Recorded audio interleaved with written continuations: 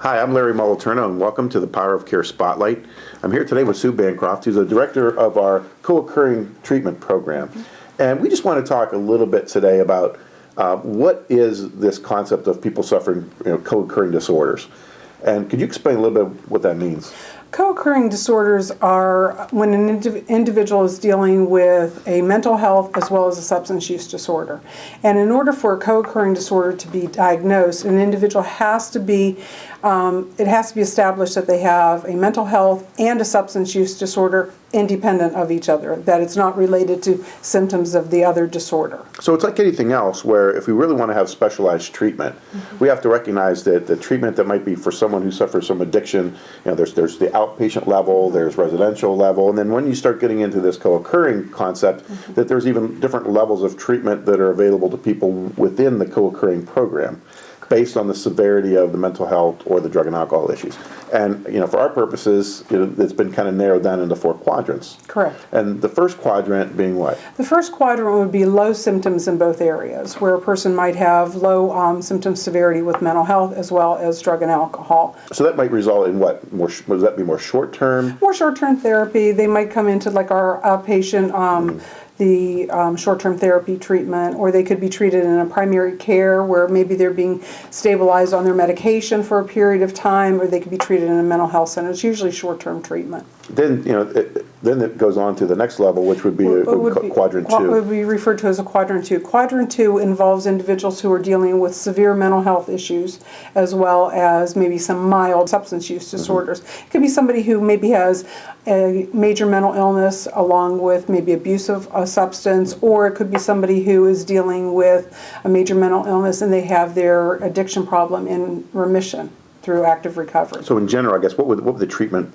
model look like for that person? Treatment model for those individuals is typically ongoing mental health services, and they're usually treated on an outpatient basis, continued medication, and that type of thing.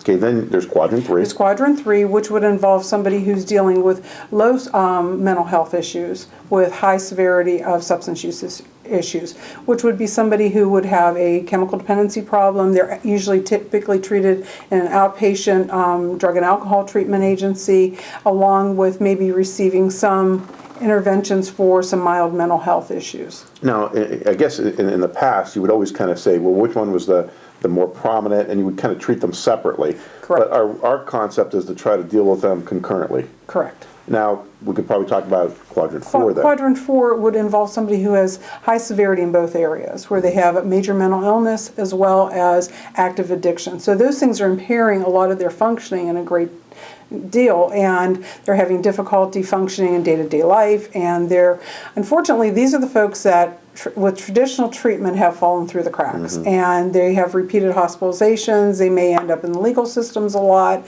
end up in ERs quite frequently, and over the years the development of co-occurring treatment has integrated services with both mental health and drug and alcohol so that those things can be treated simultaneously in order to best meet the needs of that individual. And so some of those individuals, we will use what we call the IDDT model. Correct. Which is really more of a team approach, and for some of those individuals, it might not just be they might be getting services for the mental health or medications for the mental health, plus addiction treatment services, but in addition to that, some case management services. Correct.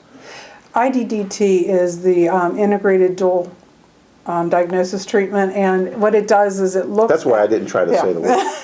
What it does is it looks at actually providing a full range of services to the individual with a lot of case management, assertive outreach. A lot of times folks who are dealing with both disorders have become very isolated and they avoid treatment services because they have been the folks who have typically fallen through the cracks. So there's a lot of attempts to engage them by meeting them in the community, really working with them to actually build that relationship so that we have a trusting relationship with folks so that they'll actually start engaging in the treatment services. Well, it's an interesting concept of understanding co-occurring, and unfortunately now even looking to seeing younger and younger people, more adolescents that are suffering from a dual diagnosis. So we're going to start thinking of what we might be able to do to better serve that population. So if you want more information about our co-occurring program, you can go to our website, meridiancommunitycare.org, and there'll be a lot more information on there for everybody. And Sue, thank you very much. Thank you.